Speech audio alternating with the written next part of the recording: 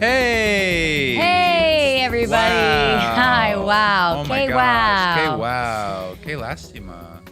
Que lástima. That means what a pity. I know exactly what it means. And it's because we've been watching a documentary that has actually made both of us cry. Yeah, we actually, we watched the 9/11 documentary, and To be specific, the Hulu Nat 9/11 Geo one, A Day documentary in the Life of 9/11. It's not a day in the life of 9/11. It's one day in America. Yeah. But somebody at the cellar, Greg Stone, said he was trying to remember the name of it, and he called it A Day in the Life of 9/11, which I think wasn't that a VH1 show or something like that? A Day in the Life of 9/11 is an actual show? No, A Day in the Life was like a series where you would it would be like a day in a life, and it would be like, I don't know, like a BMX biker or a rap star. Anyways. A Day in the Life of horrible. 9/11 sounds like a show that is like, it sounds like 9/11 is a character. Yeah. And it's just a really disliked date. And, you know, it walks around the calendar and all the other dates are like, you're the worst. Yeah. And then he's it's like, well, nobody ever forgets me. What about 420? Hitler's birthday? Columbine? They're you like, guys aren't... Whatever, man. We smoke weed on that day. Whatever, dude. That's like a made-up thing. But we watched this Hulu documentary, and it's, I mean... I have been a cynic or like kind of irony poisoned for a long time where like I felt comfortable making jokes about 9/11 or being like, I mean, come whatever. on. You still can make jokes about 9/11. But I can't do it in the same, like it's not as like light on me. You know what I mean? Like I'm just like I saw all those guys and I'd never really like put humanity to it. You know, I'd never really like given it that gravity. Yeah. And it's just all these old Irish firefighters just breaking down in tears, telling you about how they they lost their best friend and their brother. It's so fucking intense. And it's footage I've never fucking seen in my whole life. The footage is crazy. It's like from inside of the towers as they're falling, like that kind of shit where you're like, what the fuck? I mean, I can't believe the banging scene. We can't. Oh God. Yeah, that's like, you'll know what you mean by the banging scene when you see the banging scene. And it's not the good banging that like me and Rosebud do because we're married. Yeah. It's a different and kind not of thing. Before that. Yeah, never once. No, it was like we were watching it and crying and just being like, I can't believe how good it feels to cry. Like, yeah. We were like, let's just keep watching this shit so that we can keep crying. Because both of us, we're not major criers. I mean, I don't. Rosebud will cry. I'll cry at TV shows. A fortnight, I will say. What? A fortnight? What is that? Every 2 weeks. Okay, just say every 2 weeks. Don't be an asshole. I think it's a pretty common parlance. Nobody says that. And parlance is not also, that's... Oh, sorry. Fucking cunt speech. Anyway. Cunt speech. It's different than hate speech. It's not as extreme, but it's just as disliked. Mm-hmm. Okay? But yeah, it was really, really intense. And all I want to do is go back home and watch the rest of it. And it's, I don't know. It's a little bit like, I was like, is this trauma porn? You know what I mean? It is, but it's also catharsis. And it's also, sorry, was catharsis a not okay word? Yeah, I would prefer emotional coming. Yeah, okay. So it's emotional, it's porn for your emotions. Mm-hmm. And I think that there is something to say. I do think like when I watched this documentary, I realized that it really was, it broke America's brain. Like 9/11 broke America's brain. Dude, I watched it. I was like, let's go back to war. Dennis Miller became a conservative after 9/11. Like a lot of people were like, I've been a fucking liberal, open-minded person my whole life, but that's too much. And they became Republicans. And I totally get it. I was watching this and I was getting so fucking mad. And I was like, yeah, and it really like, but this is kind of the beauty of America is like, we are so diverse that we have to consider all perspectives because we invite everyone. And so it is like, what? Is Mouse just there's like a standoff happening beneath my legs where Mouse has Evie's toy and she's just playing with it enthusiastically, and Evie's like not sure what to do because she's like kind of like, well, this little dog is kind of a psycho. Yeah. Well, okay. Thanks for stopping all the momentum. You were talking about This Is Great About America. Yeah. Anyway, whatever. America's great. Best country in the world. Can I say this, though? Here's the thing that I've always thought that I've kind of, because I am like a liberal cuck or whatever, is that like for all of the stuff, 9/11 was horrible and the people that did it were awful, but we do that all the time to other people. Yeah. As a country. Like I think last week we just bombed a wedding party, like because we thought they were ISIS-K in Afghanistan. Like we just shot a family, and I don't think any American. We also just hate weddings. We hate a desert wedding, you know. But I don't know. Like I think it's a little like it's sad to me that we didn't take into account at all what would make somebody want to dedicate their life. You know what I mean? Like if somebody comes up and punches you on the street, you're going to fight back. But eventually you're going to go like, why the fuck did that guy hit me? You know? Right. If they're not a crazy person. Right. Yeah. And instead we were like, we should just kill that guy's whole country for punching us. We should kill every guy that looks like that guy too. I don't know. Well, it just became very politicized and, you know.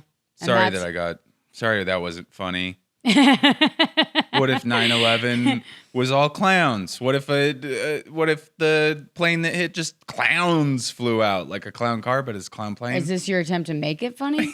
Yeah. Jesus Christ, I preferred it before. That stunk.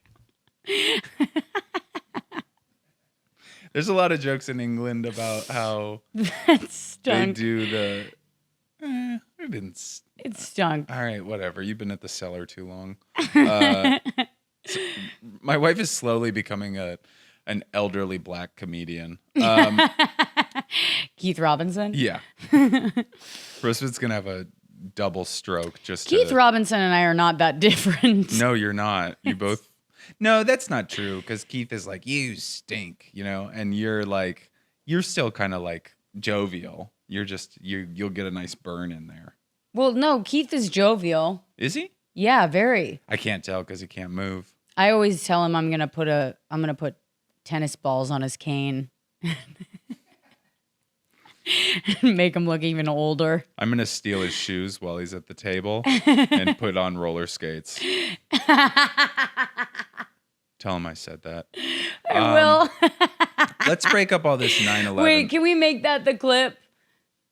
Please, I want to make the clip Andy saying he's going to steal Keith's shoes and put on roller skates. Yeah, I'm going to steal Keith Robinson's shoes and tie roller skates. And I'm also going to get a little roller skate and I'm going to put it on the end of his cane.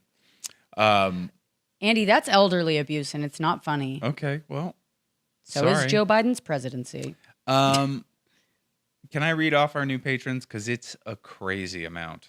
Yeah. I'm fucking stoked about this, guys. What? Everybody, go out and get yourself a pair of iPod Pros.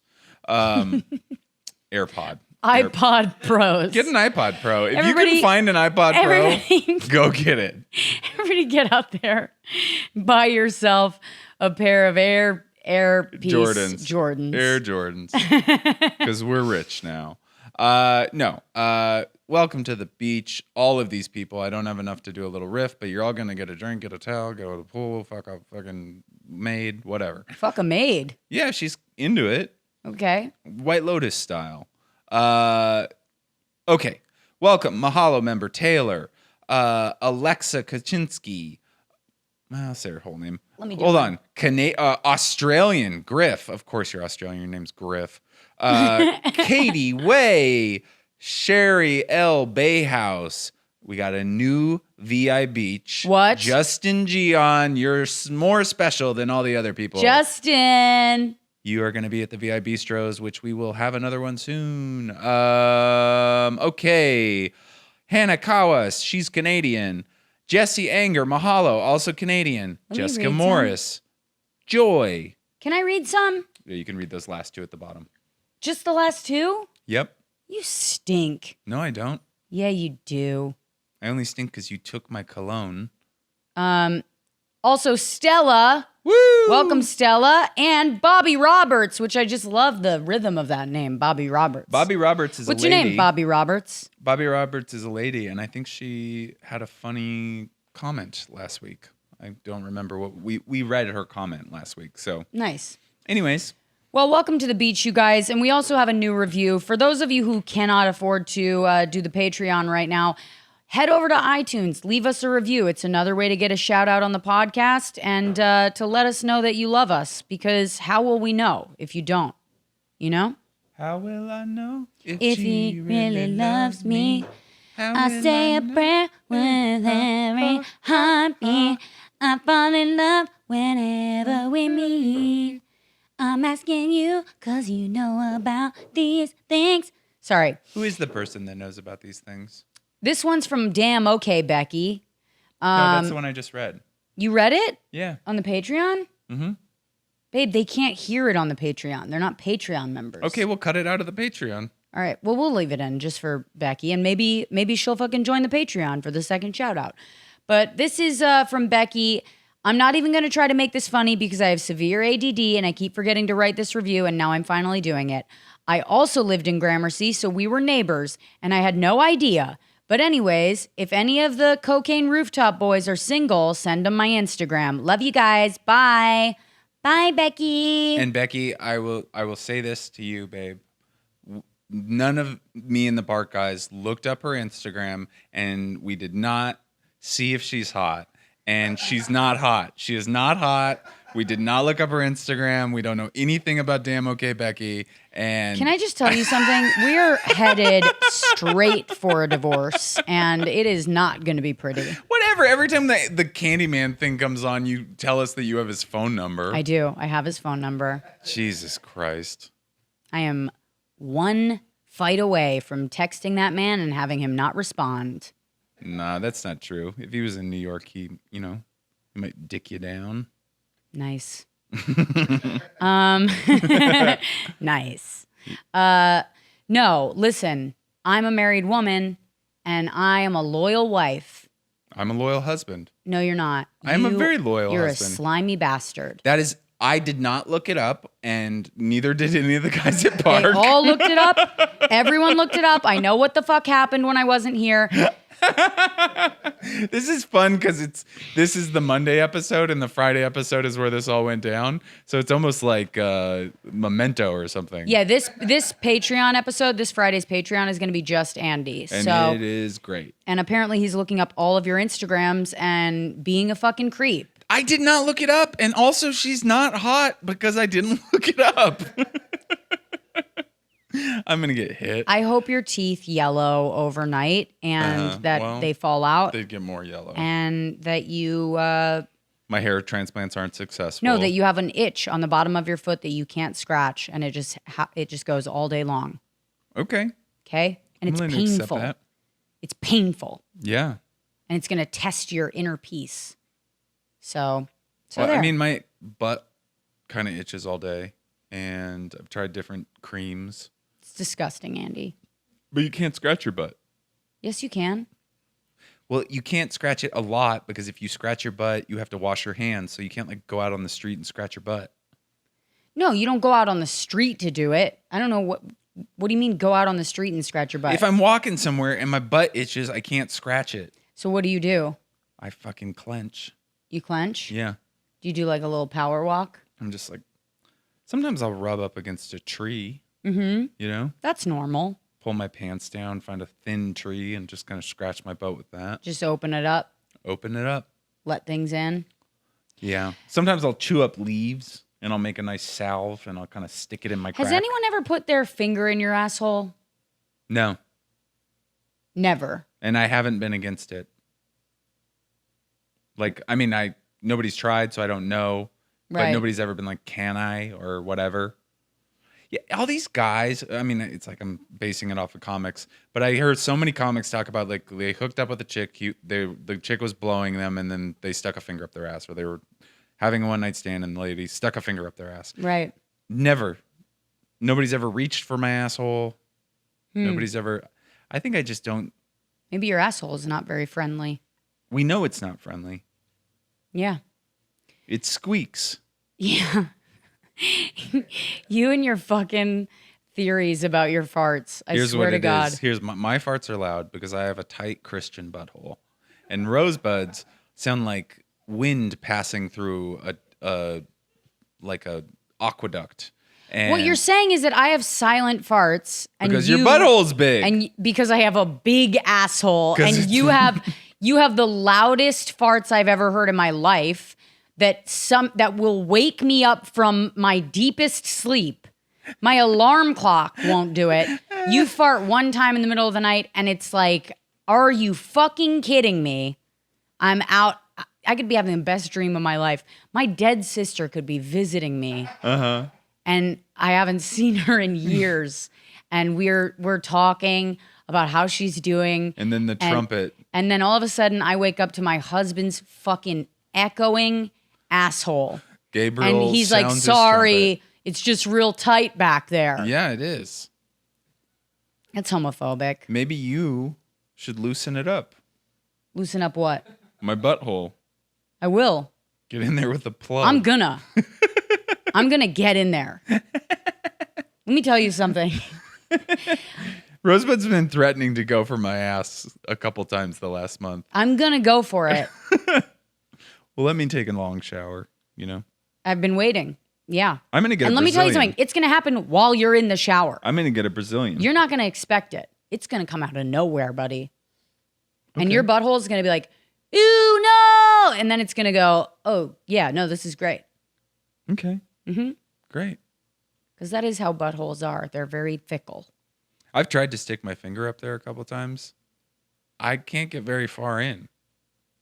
What do you mean? It's like a locked door? It just feels like, you You know. just don't know the code? Feels like, like forcing a door in a cafe the wrong way. What do you mean? So have you just been kind of like exploring? Yeah, I'm just taking a shower, wash my ass, and I'm like, I wonder how far I can get my finger up my ass. And then I can't get it very far. You don't do this? What the fuck are you doing You've in the never shower? done this?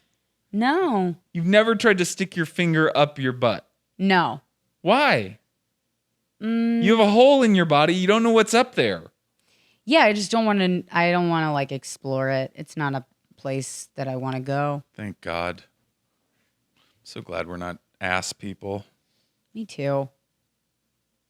All the ass people are looking at us like these fucking losers. I know. You don't The ass know people what are you're like, missing. these fucking losers don't even know the bliss that they are missing I out do on. kind of want to get a prostate-induced orgasm, though.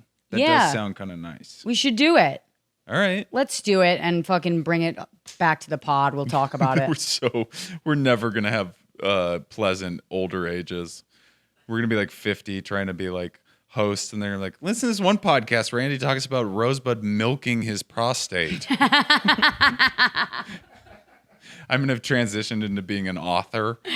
And people are gonna be at my book things, and be like, "Hey, what was it like when you got your prostate milked?" And I'll be like, "We're talking about travels with Exodus, okay?"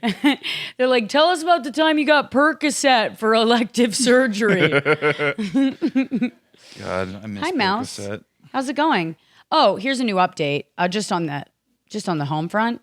I am Mouse's favorite parent now. It's true. Absolutely, hands down. So excited to see, in the morning. So excited when Rosebud wakes up. When I wake up, it's business. It's like, hey, you're a slave. Take me out to pee, then bring me back to my mom. Yep. See, she just jumped on my lap just because she heard me talking about her. And she's like, hey, are you thinking about me? Because I'm thinking about you. She looks at me all the time. She's like, what you thinking about? Is it me? This is actually kind of interesting. I left Mouse in the car during my show. Mm-hmm. And when I came out, she'd let herself out of the car, and there was kind of a group of girls having like an impromptu party. Uh-huh. And she was twerking with them. What? And drinking, what are those things called? A nutcracker? White like Claw? those? No, These are Truly. not White Claw girls. These are deep Brooklyn girls. Okay. Is it a Nutcracker, those drinks they sell on the street, guys? You know what I'm talking about? The guys that walk around with their coolers? Anyways, it doesn't matter. She was drinking alcohol, hanging out with... I think she might have smoked a little weed. What? Mouse? Yeah, she was telling me that she prefers a Dutch over a backwoods when I What the walked fuck? up. That's not even true. Mouse, that's not true. You know you're not allowed to smoke. Yeah. Not until you're old enough to make that decision on your own. And it's definitely not now. You know what she told me is that she's not going to take your advice because you're a straight white male. And she said that you guys, everyone's just waiting for all of you to die off. You know what's going to happen is that when I start punching pillows and crying a lot, I'm going to all of my kinks and weirdness is going to come out. I'm probably going to start sleeping with trans sex workers underneath the BQE, just doing weird shit, choking myself. You don't have to go under the BQE to sleep with a trans sex worker now. No, but I like it down there. Oh, okay. You just prefer it. I'm going to get an RV that I park under there, and it's going to be called Andy's Sin Bin. See, this is why Mouse says the things she says. Because she hears you. Mm-hmm. She picks up on the vibes. Yeah. And then she gets these ideas in her head. And she's like, I'm going to go hang out with the bodega guys. And just like chill. She probably thought she was hanging out with the bodega boys, Jesus and Mero. And then she just went to a bodega and she was like, what's all the hype about? Yeah, she was saying how much she loves White Claw and Truly. Ugh. And although Truly, shout out Albanian Princess Dua Lipa. She doesn't know you and she's not interested. I know. Okay. I'm just a music fan. You are not a fucking music fan. It. Dude, white guys in their 30s love Dua Lipa, and it's the saddest thing I've ever seen. All of you, there's not a shot. You don't have a shot. You're old, and she doesn't want you. Okay? Stop dancing to Dua Lipa. Stop dancing to Dua Lipa in your head. Okay? Whatever you're doing right now, first of all, every time you dance, you look like you're impersonating a Bollywood film, and it's not okay. Okay. It's not. Seriously, Andy? Okay, sorry. That's not even, he's like, that's how he dances, you guys.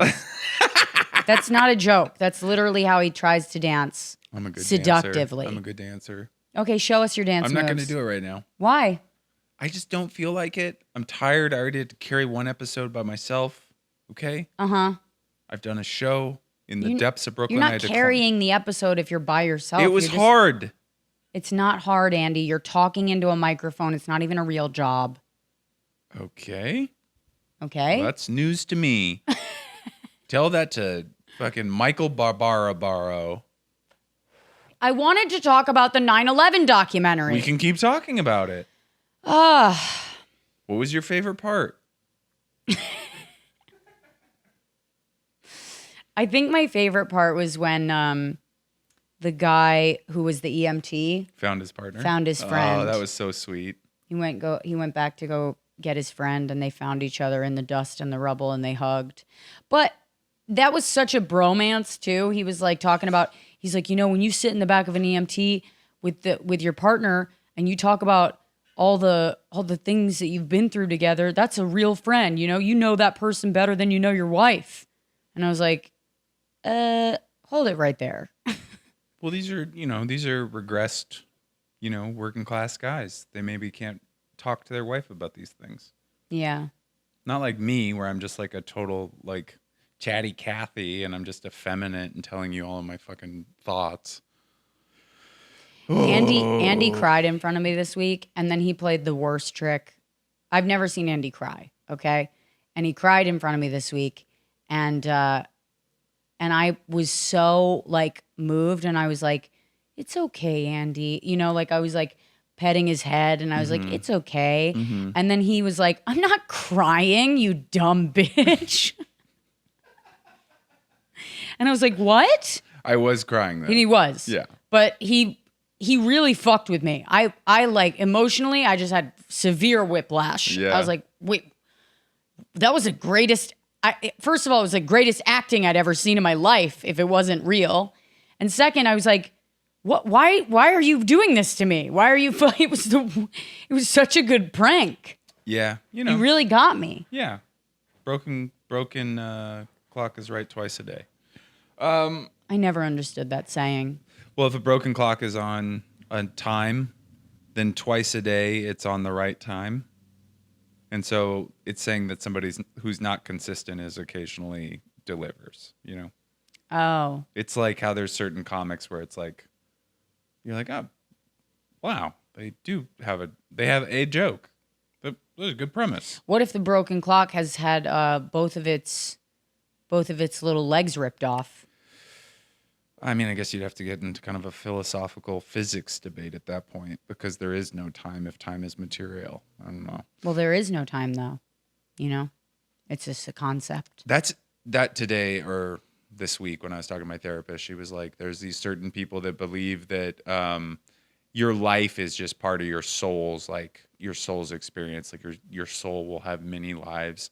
And you say this stuff too sometimes, where you're like, death isn't all of your energy just goes somewhere else, and like you don't really die. Your energy just gets spread out and recreated into other things. Well, that's scientifically sound. That's why I go with that, because energy can't be created or destroyed. It can only be transferred. So yes, that's why. I get that, but I don't know about it. I don't get to be whatever my next energy is and be like, man, remember that time at Lake Chelan where we had a houseboat? Like, I don't get to do that. I just am this energy, and I don't know what I am. Mm-hmm. And I want to be able to remember that time that I had a really good Cuban sandwich at Paseos. Well, you can remember that now. Or that first time I ate your box. Are you getting upset about not being able to remember things after you're dead? What's the point of immortality if you can't, like, if there was like reincarnation, it would be a bummer not to be able to remember. Well, what's the point of getting upset about not remembering something if you're dead and it's over? I want to live forever. Do you? Yes. Ew. I want to experience all. I want to be able to decide when I die. You want to be able to, well, technically you can.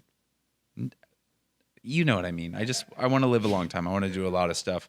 I want to be able to evolve as a person, actually get to experience that. Mm-hmm. Because here's the thing. I've been doing all this self-work lately-ish, and I'm, still being a sober person and all these things, and I'm getting better. When he says he's been doing all this self-work lately, he means the last 3 days. I've been going to therapy since I was 7, dummy. I've been trying. That's not self-work. I've been trying. You escaped from therapy. Up. You rolled out of the window of your therapist's office and just ran away. You had one good experience with a book and a stack of tarot cards. I've been trying to get better for a long time, and I feel like I'm getting better. And it's annoying because now I'm 40 and I have a fake hairline, and it looks good though. Yeah, but I'm like it's not as fun. Wouldn't it be great to have all this self-knowledge and confidence that was like pure when you were like 22 and you were clean? No, not really. I would never go back to my 20s. If you paid me. Because they sucked, because you didn't have the tools. But if you had the tools then. And no, also, even then I didn't like my body, I didn't like my face, I didn't know how to dress. That would all be different. It wouldn't though. And then I could go to improv schools, and I could maybe audition for SNL when I was age appropriate, something like that. Yeah, you know how improv school always pays off financially. You know what I mean. Dude, there's literally no career worse. I feel so bad for people who professionally want to be an improviser. What are you talking about? You got to go on the Second City cruise. You get to do Second City at corporate events. It's truly one of the least rewarding financially. I want to play Zip Zap Zop with all of the heads of the world banks, I was at the SNL auditions was it last week or this week? I don't remember. It's Tuesday. But it was Tuesday. And somebody in the green room goes, "You guys want to play a game of Zip Zap Zop?" And it just came out of my mouth. I just went, ugh. That's my girl. Just sitting there. Ugh. Gross. Yeah. It's such a crazy energy. There is really, watching the SNL auditions, you know, on the one hand, it's cool. But on the other, it's very sad to watch people change wigs in the dark. Yeah. Like, there's something deeply sad about watching someone. Well, because the only auditions we ever see are like the ones from the main stage where it's like the star, but you don't, they should also show you the thousands of people that audition that are like, you know, they like are doing like Carrot Top, but bad, you know?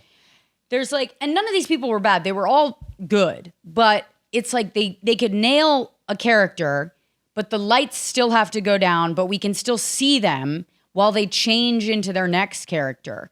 And that's the part that just really bummed me out. There's something like, because they turn around and they're like filled with hope again, but you're like, I just saw you.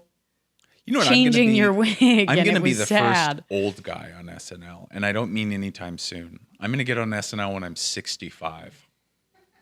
Like and featuring Andy Haynes, and I'm going to like have a cardigan on, and I'm going to be like, hello. I'm going to have a cup of Greek coffee.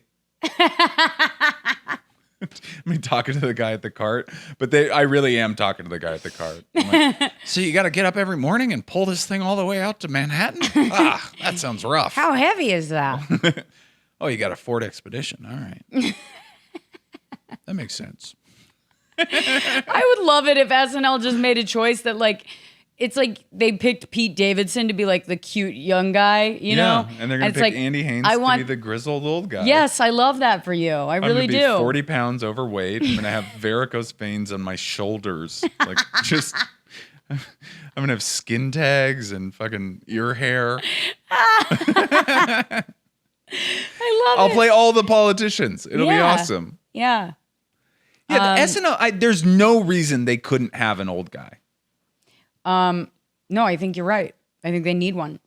I think that's what they're missing. Lauren, when you're living in a tank and it's just your brain operating the show in 40 years, I'm your guy. I'm your guy. I'm going to be getting ready. I've got ideas. I'm glad that we're acknowledging that Lauren will never die, you know? Oh, no. Just never. I mean, Lauren is Jack Donaghy. Yeah. Donaghy. He's like, he's an evil power, you know, he's like a fucking, he like knows Obama's Don't cell call phone Lauren number. evil. Oh, I'm sorry. He was gonna cast me. I fucked it up. You're such a dumb shit. I fucked it up. You're I'm such sorry. a dumb shit. Anyway, do you have anything else that you want to announce besides that you think Lorne Michaels One is time when I evil? was doing the Fallon show, Lauren walked down the hall past me and the room got colder. Anyways. You're saying he's been dead. No, I'm just saying that he can control matter. I believe that. Do I have anything to say? I don't think I have anything specific to. I have some dates, but they're on my calendar. I'll be in Raleigh the first weekend of October at Charlie Goodnight's, and then I will be at the Indianapolis Helium the last weekend of October, Halloween weekend. Okay, so I have a couple of dates that have gotten shifted, moved around. So listen up. I'm gonna be October 15th and 16th. I will be with Andy in Salt Lake City. We are gonna be at Wise Guys Comedy Club, so you can get tickets to that. Sunday, December 12th, I'm gonna be at Cobb's Comedy Club, so that date has been postponed. It's going to be December 12th now. It was supposed to be at the end of September, so keep an eye out for that. And if you already bought tickets for the 12th, they will transfer those to, or if you bought tickets for September, they'll transfer them to the December date. And they'll probably, they will, what is it called? Refund you if you can't make that next date. So we're going to be at the Creek in the Cave in Austin, Texas, December 13th. We will be at LOL in San Antonio, Texas, December 14th. We are going to get COVID. And then we are going to be at Addison Improv in Addison, Texas, December 15th. That's Dallas. It's Dallas, yeah. And Houston Improv on December 16th. So we're going to be going all through Texas in December. Getting all the variants. All the variants, baby. We're going to have an abortion. We are. We're going to Yeah. do it ourselves. Yep. And then we're going to be giving them out. So if anybody needs one. On Greg Abbott's doorstep. Yeah. If anybody needs an abortion, we will be there with tools. Mouse said she would assist. Of course she would. She, also, I forgot. I will be at the Punchline in Philadelphia the first weekend of November. There you go. So we'll see you guys on the road. Sorry to anybody who's like, I know my dates have been getting switched around a lot. Some of it is because of venues that would not check vaccination status, and some of it has just been fucking logistical. So if you haven't already, please go check out the special.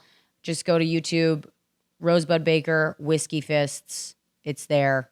And Andy's got his special and his album coming out soon, The Coward of Gramercy. Yeah, in November. Yeah. It's going to be cool. He seems psyched. We love you guys. Wash your hands. Don't look at your lover's eyes.